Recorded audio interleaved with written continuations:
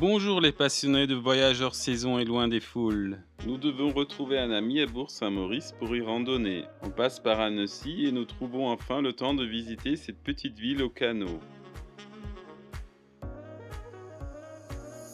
La météo est un peu mitigée, mais nous nous enfonçons ensuite quand même au cœur des Alpes. Beaufort vaut un petit premier arrêt pour acheter du vrai Beaufort à un prix moindre qu'ailleurs.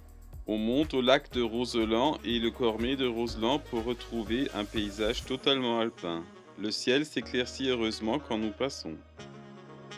La première randonnée au Vernet est très embrumée. Le deuxième jour fait meilleure figure dans la Tarentaise. Annecy fait depuis longtemps partie de notre liste des villes à visiter, mais nous ne passons pas souvent dans cette région. La ville et le lac se trouvent idéalement placés entre le Jura et la Savoie. Il pleut légèrement en arrivant et l'accès en voiture est infernal, mais on peut se garer gratuitement au sud-est de la ville. On arrive le long du lac directement au centre et sur le canal principal formé par le Tillou. La ville invite tous les ans des artistes pour décorer certains sites. Cette année, ce sont David Manstein et Maria Phil qui décorent certains murs dans le style des dessins de Banksy en noir et blanc.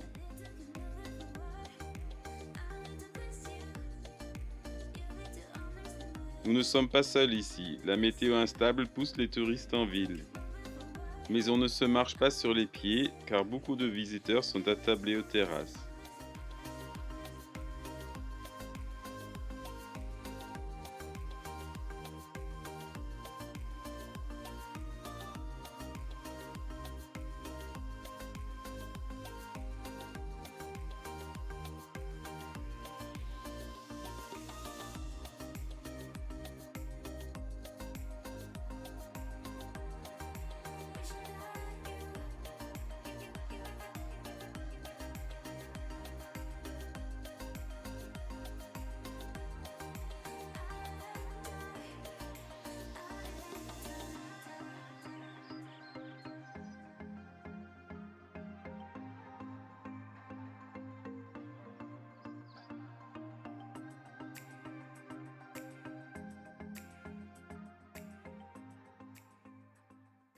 Beaufort donne le nom aux Beaufortins et au fameux fromage, pourtant ce n'est qu'un petit village. Dans la coopérative, on trouve trois types de Beaufort, le fromage standard de l'année, le Beaufort d'été au goût plus fin et du Beaufort promo dont le prix se situe entre les deux premiers. C'est du bon Beaufort d'été qui a des défauts de fabrication comme des fissures dans la meule. On n'en trouve qu'ici.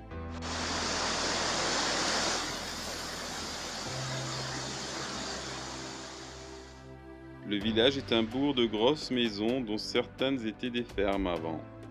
Il est construit à même la roche et par endroits cet élément naturel forme le revêtement de la rue ou des marches.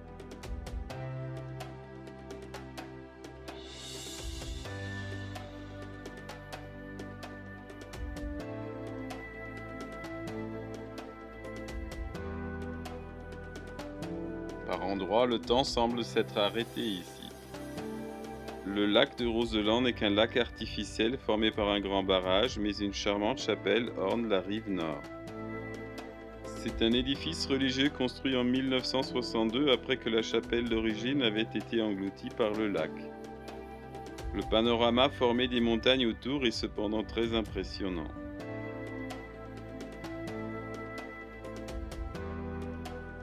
Dans le Beaufortin, on appelle l'école Cormet. On passe donc le Cormet de Roseland pour rejoindre Bourg-Saint-Maurice.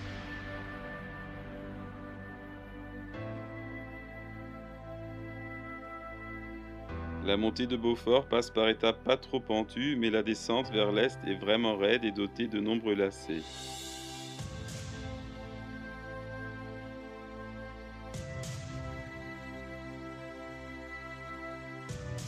En descente, nous prenons deux randonneurs en stop qui avaient totalement sous-estimé la distance. Nous retrouvons notre ami à Bourg-Saint-Maurice et nous faisons les courses pour les jours suivants. La coopérative fromagère de Saint-Bernard et la Biocoop de l'écume des mers juste à côté sont nos incontournables pour manger bien localement et biologiquement.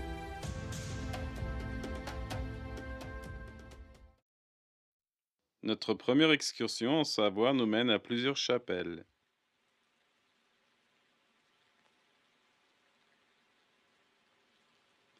Nous savons que la journée sera grise et pluvieuse, mais nous ne nous laissons pas décourager et cherchons abri dans les édifices religieux sur le chemin. On voit bien que nous ne sommes pas montés pour la vue panoramique. La chapelle des Vernettes est facilement atteinte en une vingtaine de minutes à partir du dernier parking joignable de Pézé.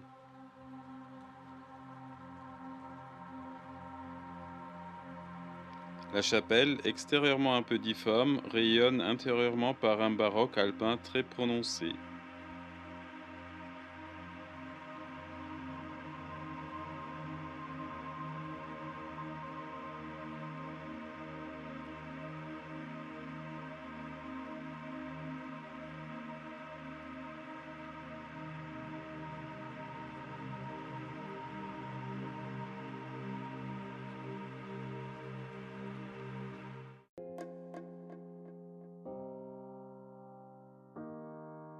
Un peu plus loin se trouve la chapelle des sources. Il s'agit effectivement d'une source captée dite miraculeuse, mais la chapelle n'est qu'un grand oratoire.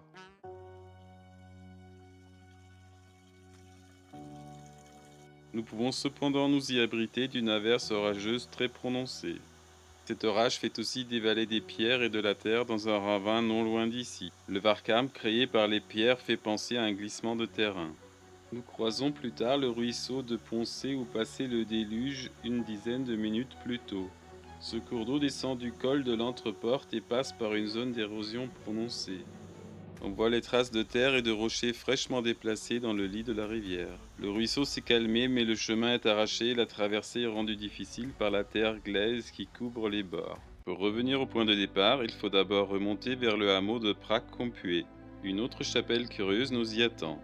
Enfin, c'est surtout le retable avec une peinture de la Vierge noire avec son enfant tout aussi noir qui surprend. Au premier abord, on croit représenter des monstres avec une dizaine d'yeux, mais il s'agit des couronnes. Les visages noirs sont tellement ternis que l'on a du mal à distinguer les traits.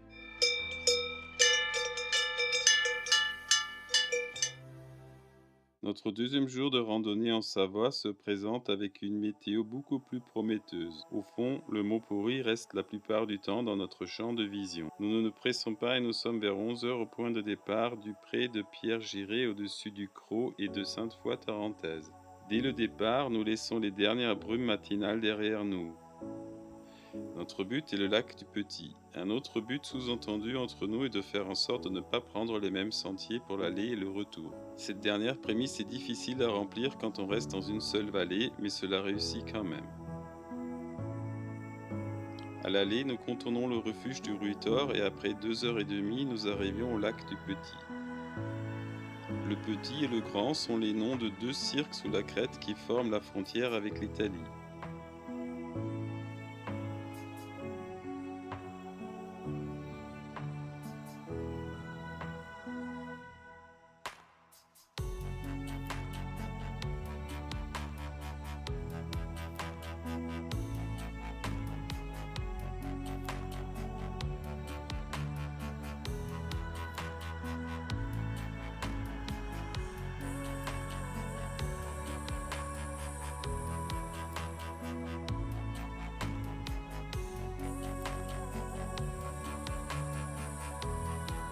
Pour la descente, nous prenons du chemin plus près de l'eau et nous passons des petits lacs et des marais où fleurit la ligne aigrette ouateuse.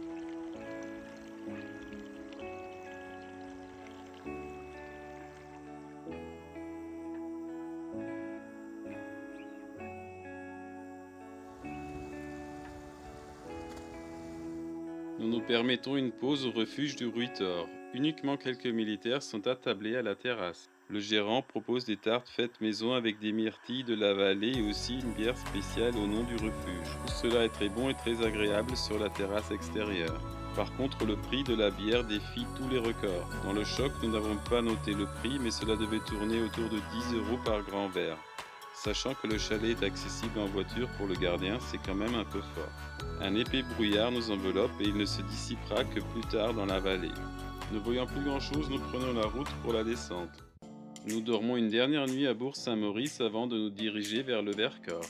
C'était quelques jours dans les Alpes entre Annecy et Bourg-Saint-Maurice lors d'un tour plus long. Par la Suisse, le Jura, les Alpes, le Vercors et la Provence. Des liens se trouvent à la fin de la vidéo et dans la description. A bientôt sur Voyage hors saison.